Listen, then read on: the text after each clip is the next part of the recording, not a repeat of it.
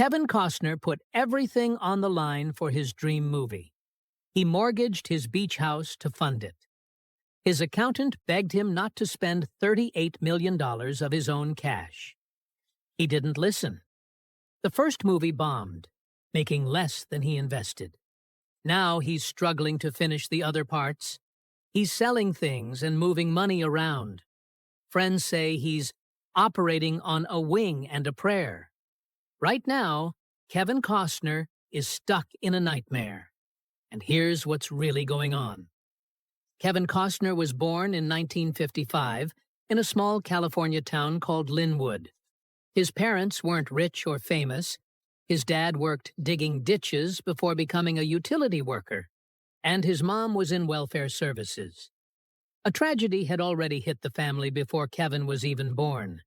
His middle brother died at birth. That left just Kevin and his older brother, Dan. His family background was a mix of German, English, Irish, Scottish, Welsh, and even Cherokee roots. They were religious Baptists, and life was simple, even tough at times. Nobody looking at that quiet boy back then could have guessed he would one day become one of Hollywood's biggest stars. Kevin's childhood wasn't settled. His family moved a lot because of his father's job. He was always the new kid, switching schools across different towns like Compton, Ventura, and Visalia. Making friends wasn't easy. It made him shy and unsure of himself. But instead of giving up, he started daydreaming. He found comfort in music and poetry. He sang in the church choir and kept writing poems quietly, never showing them to anyone. School didn't make much of a mark, but something else did. When he was 7, he saw the film How the West Was Won. It hit him hard. Something about the wide-open frontier, the rawness of it all, stayed in his heart. That movie planted a seed he didn't even know would grow into the stories he'd one day bring to life on screen. At first, though, Kevin had a very different worry. By the time he finished high school, he was just 5 feet 2 inches. He was small and nervous about it. He once asked his mother if he was ever going to grow, and she simply told him, "I swear you are going to grow, honey." She was right. Over the next few years, he grew 11 inches and reached 6 feet 1 inch. Doctors call that catch-up growth, and it's rare. But even before he shot up, he was tough. He played basketball, football, and baseball in high school, holding his own against much bigger kids. One of his baseball teammates, Dennis Burt, even made it to the pros. Kevin didn't become a sports star, but that strength, the fight in him, never left. Right after graduating in 1973, Kevin did something bold. Obsessed with the Lewis and Clark expedition, he decided to follow their route. He built a canoe by hand. It wasn't pretty, but it worked. He loaded it onto a beat-up truck and hit the road alone. He paddled rivers and camped in wild places, reading Bury My Heart at Wounded Knee under the stars. That book broke him open. It told the painful truth of what Native Americans endured, and it left a mark on him. Night after night, he cried reading it. That trip wasn't just about history. It changed how he saw the world. It shaped how he'd tell stories in the future, especially in films like Dances with Wolves. That summer turned him into someone who cared deeply about the past and about giving voice to those who had been silenced. A few years later, something happened that most people wouldn't believe unless it was written in a movie script. In 1978, Kevin had just gotten married and was flying back from Mexico with his new wife. Sitting on the same flight was none other than Richard Burton, one of the greatest actors of all time. Burton had bought up all the seats around him, but Kevin still walked over, waited quietly, and asked if he could talk for just a moment. When Burton opened his eyes, Kevin told him something he hadn't even said to his wife. He wanted to act, but didn't want a life full of drama. Burton looked at him and said, "You have green eyes." I have green eyes. I think you'll be fine.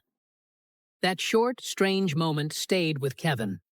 As their plane landed, Burton's limo pulled up beside Kevin and his wife, who were waiting for a cheap bus. Burton rolled down the window and told him, "Good luck." That was it. That one moment changed everything. Kevin quit his marketing job after just a month. He started taking acting classes every night and worked odd jobs to pay the bills. Driving trucks, working on fishing boats, even giving bus tours of celebrity homes. He was far from famous, but something had been lit inside him. He had no money, no connections, and no clear path. But he had one thing that mattered more than all that. He had belief. Kevin Costner didn't start with red carpets and big paychecks. His career began with a film he later wished never existed. Back in the late 1970s, broke and desperate, he took a role in a low-budget movie called Sizzle Beach, USA. It wasn't released until 1981, and by then, Costner already regretted it. The film had soft-core elements, and while filming one of its intimate scenes, Costner felt something inside him break. He decided right then that he'd never do anything like it again, no matter how long he had to wait for real work. That decision came with a cost. For nearly 6 years, he barely worked, scraping by on small gigs and side jobs. He even tried to buy the rights to the movie later, so no one would ever see it. But the distributor refused and re-released it once he became famous, using his name to sell tickets. He did land some roles, but nothing changed his life. In The Big Chill, he was cast as a man who had taken his own life. His character's death was the reason the others reunited. He shot all the flashback scenes, emotional, powerful stuff. Then the director cut all of it. Every single scene. Gone. The only part left was the shot of his dead body in the opening. Just a face. No lines. No credit. It was supposed to be his big break. Instead, it was another door that slammed shut in his face. So he kept grinding. A background role in Francis, a forgettable face in an Apple Lisa commercial, a few more small films nobody saw. He'd been working, technically, but he wasn't moving. Casting directors didn't remember his name. He felt invisible. He later said it felt like being the new kid in school every day. His family had moved around a lot when he was younger, and that same lonely feeling followed him into Hollywood. Still, he kept going. He dreamed. He waited. Then the phone rang. It was Lawrence Kasdan. The same director who'd cut him out of The Big Chill felt guilty. He remembered how good Costner had been, even if no one else got to see it. So he gave him another chance, a real one. He offered him a role in Silverado. Not just any role, but one that would finally let Costner show what he could do. It worked. Costner was charming, funny, and full of energy. People noticed. For the first time, they remembered him. That film opened doors. One of those doors led to The Untouchables in 1987. Big budget, big names, and somehow Costner got the lead. He wasn't the studio's first choice, not even close. Harrison Ford passed. So did Mel Gibson and Jack Nicholson. But Steven Spielberg, who had worked with Costner before, vouched for him. He told the director, "This guy's going somewhere." And he was right. Costner starred opposite Robert De Niro and Sean Connery, and he held his own. The movie made over $100 million. Suddenly, Costner wasn't a struggling actor anymore. He was a star. But he didn't stop to celebrate. His next move was Bull Durham, and he didn't just want to act. He wanted it to be real. He made the director watch him play baseball before filming. He showed up. He hit from both sides of the plate. He threw. He ran. He proved he could do it. Then he carried the film. Studios didn't believe a baseball movie could sell. Costner helped prove them wrong. The movie made over $50 million, and critics loved it. A year later, he did Field of Dreams, a quiet, strange movie about a farmer hearing voices in a cornfield. If you build it, he will come. That line became part of American culture. The film made almost $85 million. It got Oscar nominations. People still quote it today. It didn't just make money, it made memories. By 1990, Costner wanted more than acting. He started TIG Productions to make the movies he believed in. The first was Dances with Wolves.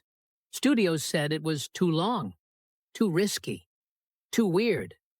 They told him to cut the Native American language scenes. He said no. They told him to cut the budget. He said no. He put in his own money. Millions of it. It could have ruined him. Instead, it won 7 Oscars and made over $400 million. He kept going. He made The Bodyguard with Whitney Houston. Another gamble. Another success. Over $400 million at the box office. And the soundtrack became the best-selling movie soundtrack of all time.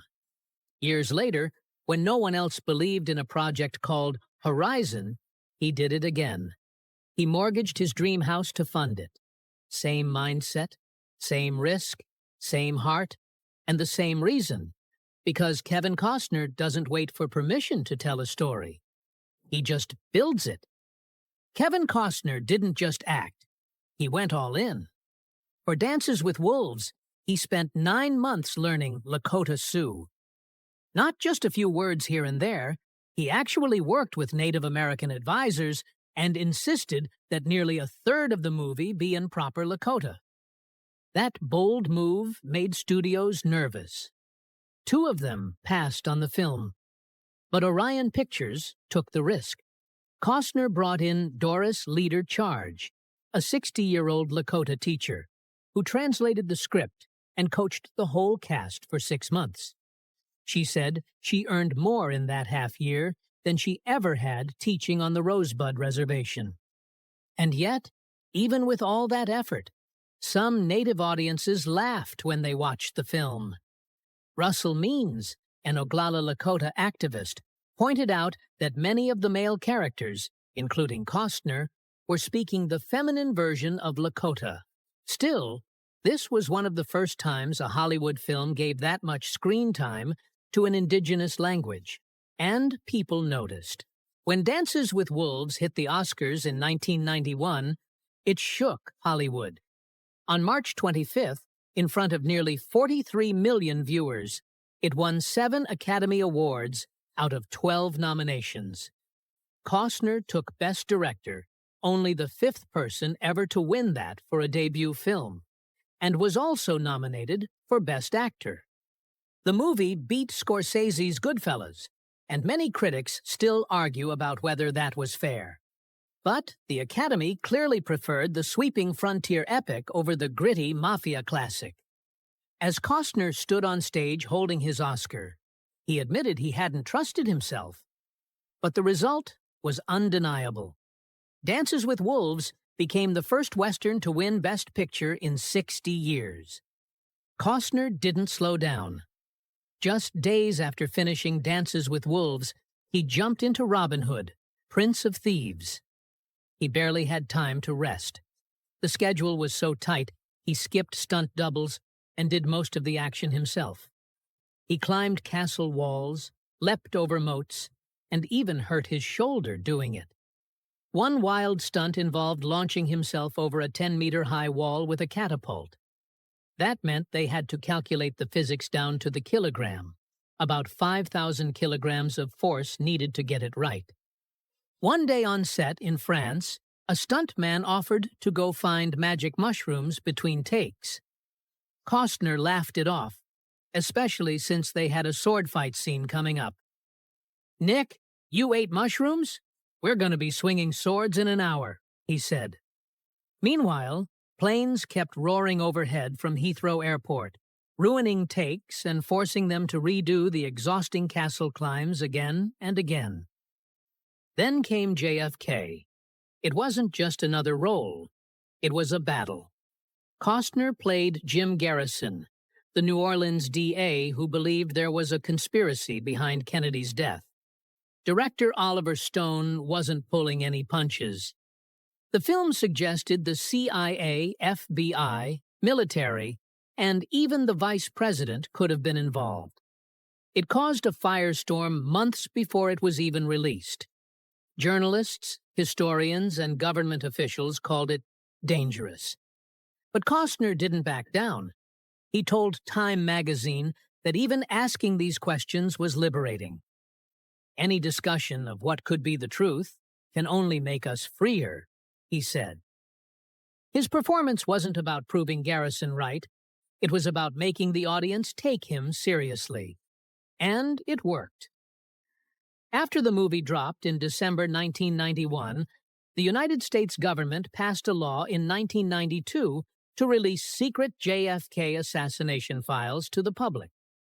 But perhaps the smartest move of Costner's career came in 1992 with The Bodyguard. He could have taken a $10 million paycheck up front.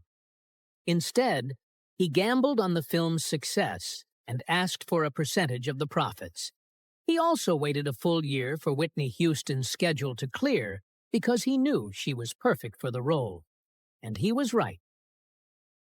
The movie came out on November 25, 1992, the same day as Disney's Aladdin, and made $16.6 million in its first weekend. It went on to gross $410.9 million worldwide. In Japan alone, it made over $21 million and became Warner Brothers' biggest hit there. Costner's take from the box office and the soundtrack royalties added up to over $20 million, maybe even $30 million. The soundtrack, featuring Houston's legendary version of I Will Always Love You, sold over 50 million copies. It won Album of the Year at the Grammys. Costner's bet had paid off, twice, once in money, and again in legacy. Kevin Costner was once Hollywood royalty, but in 1994, everything started to fall apart. It began with Waterworld, a movie that should have been his big blockbuster. Instead, it turned into a nightmare. A hurricane hit the Hawaiian set mid-filming. Not just some rain, it wiped out a floating set worth $5 million. And that wasn't even the expensive one. The main set, called the Atoll, cost $22 million, stretched a quarter-mile wide, and weighed over 1,000 tons. They had to ship steel in from California because Hawaii ran out. People almost drowned. His co-stars got thrown off a boat. Costner nearly died tied to a mast. The stunt coordinator got compression sickness and had to be airlifted to a hospital. The budget exploded. It started at $65 million, then jumped to $100 million, then $135 million, and finally hit $175 million. Add $60 million for marketing, and it became a $235 million gamble. In 1995, that was unheard of.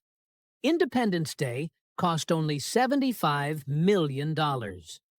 People started calling it Fish Tar and Kevin's Gate. Even though it made money later from home video, the damage was done. He wasn't just a movie star anymore. He was a punchline. Then came the drama with the director. Kevin Reynolds, once his friend and partner from Robin Hood, quit after 133 miserable days. He left with a brutal quote, "Kevin should direct himself." And that's exactly what Costner did. He finished the film alone. At the same time, his 16-year marriage ended. Some said his personal pain leaked into his behavior on set. The tabloids ate it up. To make it worse, a story broke that Costner wanted digital hair added to cover his balding head. He denied it, called it bullshit, and said he never worked high or drunk. But the rumors stuck. People mocked him. They said he was vain. They said he was difficult. It became part of the diva label he couldn't shake. 2 years later, he tried again with The Postman. It bombed even harder.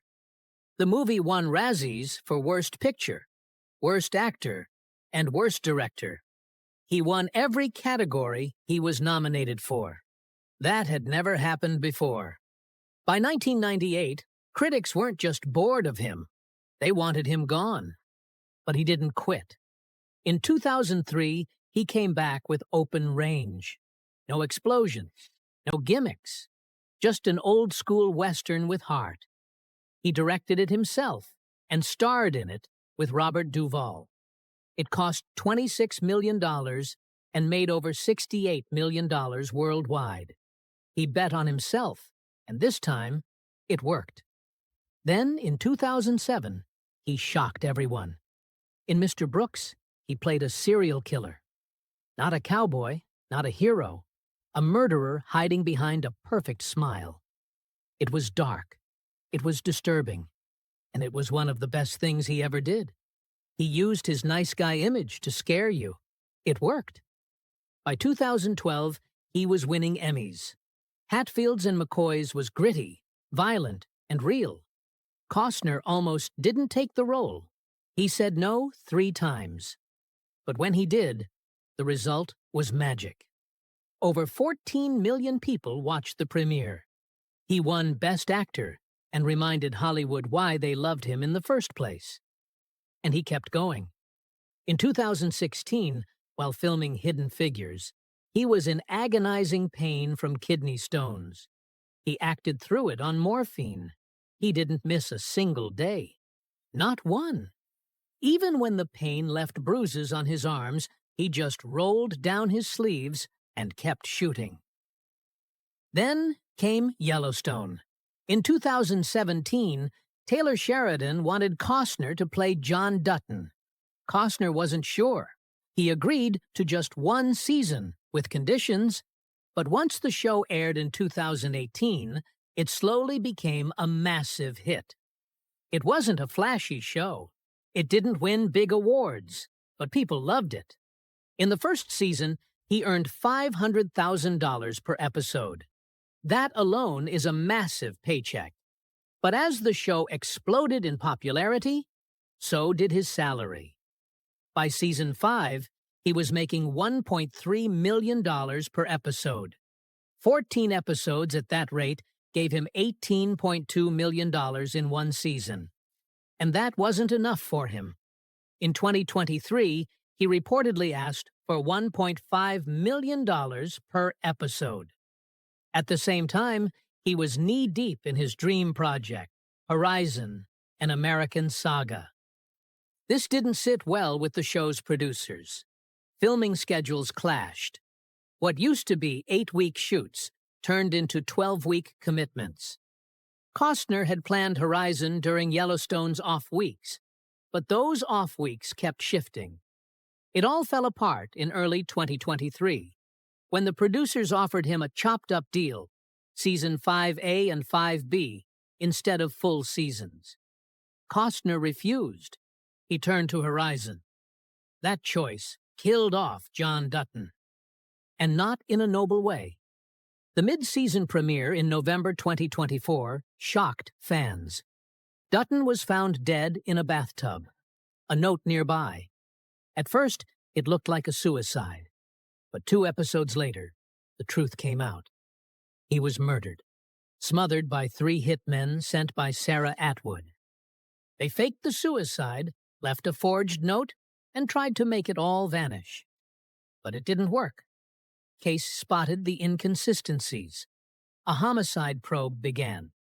Then Sarah Atwood herself was gunned down, shot twice in the head and chest during a reunion with Jamie. Costner didn't even know his final episode had aired until the next day. He admitted it in an interview the morning after. "I heard it's a suicide," he said. "Doesn't make me want to go see it." He had once pitched 2 endings for Dutton. Neither were used. Instead, the show made its own call. one that Costner publicly shrugged off. Still, while others on the cast were earning $200,000 an episode, Costner walked away with over $24 million in the final season. And the ratings? Even without him, the show broke records. 16.4 million tuned in for the 5B premiere. That beat the 15.9 million who had watched the 5A premiere 2 years earlier. And it all started with just 2.8 million in Season 1. Costner had already moved on. Horizon wasn't just a film, it was his obsession. He started writing it in 1988. He couldn't let it go.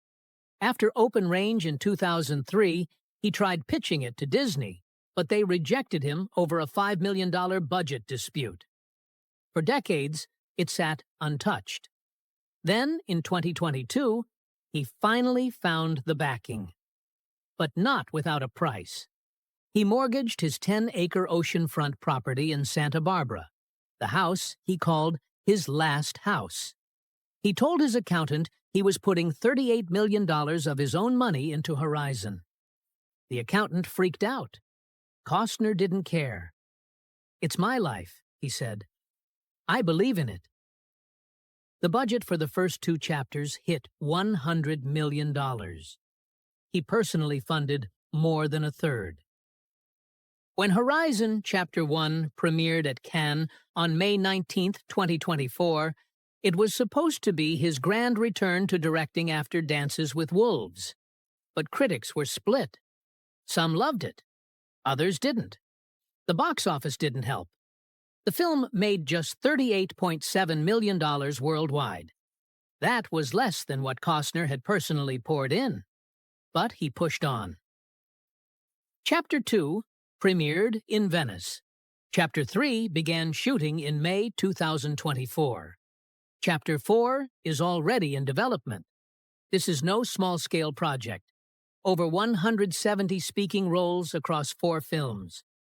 Chapter 1 alone had names like Sienna Miller, Sam Worthington, and Luke Wilson. Costner was all in. Even as the money came up short, he refused to stop. While his movies faced tough numbers, his personal life was just as chaotic. His first marriage, to Cindy Silva, ended in 1994. He lost $80 million in the divorce. They had 3 kids. No prenup. He later called it one of the lowest points in his life. But by 2025, the two had reportedly become friends again. She even helped him through his next divorce. That one came from Christine Baumgartner. They were married for 18 years. She filed on May 1st, 2023. It came out of nowhere. He had signed a prenup this time. But the battle was brutal.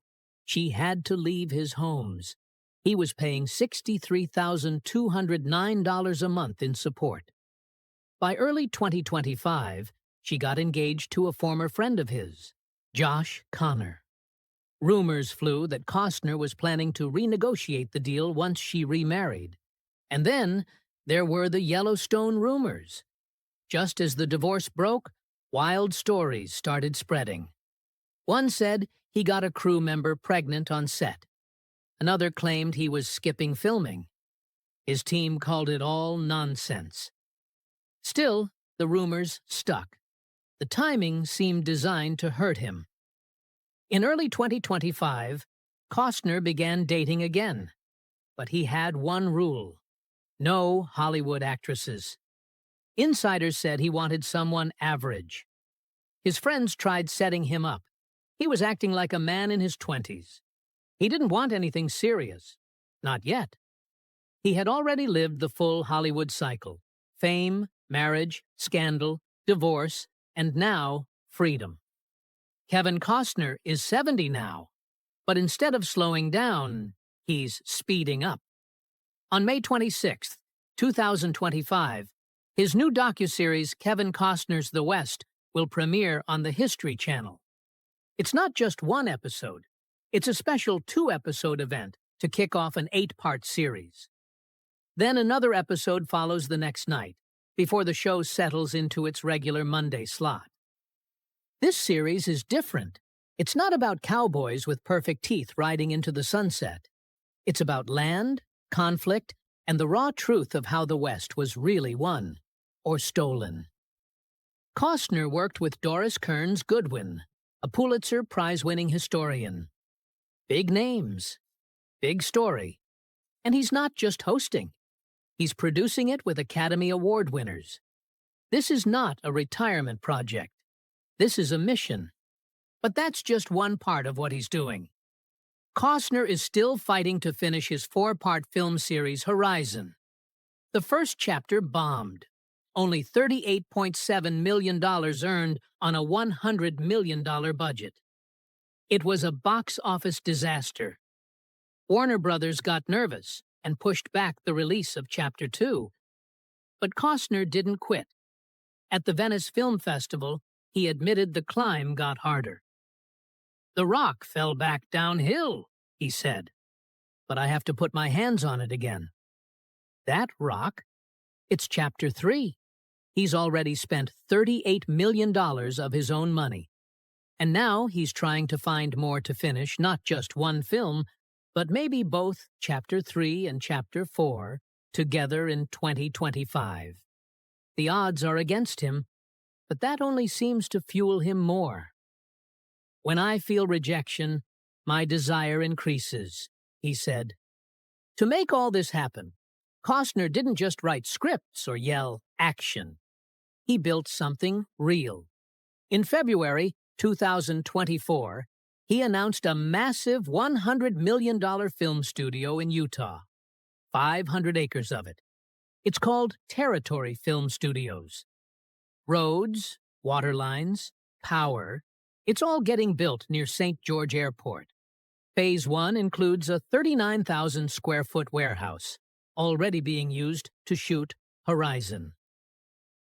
Chapter 3. Phase 2, coming soon, adds a 20,000-square-foot soundstage and office space. There's even talk of a Kevin Costner-themed restaurant. When it's all done, the place could start with 30 full-time jobs and grow even bigger if studios start renting space. This isn't just about one movie. Costner is trying to build a legacy. But it's risky. Very risky. After Horizon, Chapter 1 flopped, his finances took a hit. Opening weekend brought in only $11 million. That's not even close to what was needed. Reports say he backed the movie by mortgaging his own land in California, including his 10-acre ranch in Santa Barbara. Some say he ignored his accountant's warnings. Others say he's running out of time. By late 2024, people close to him were worried. He was selling things, moving money, trying to keep the dream alive. One source said he's operating on a wing and a prayer.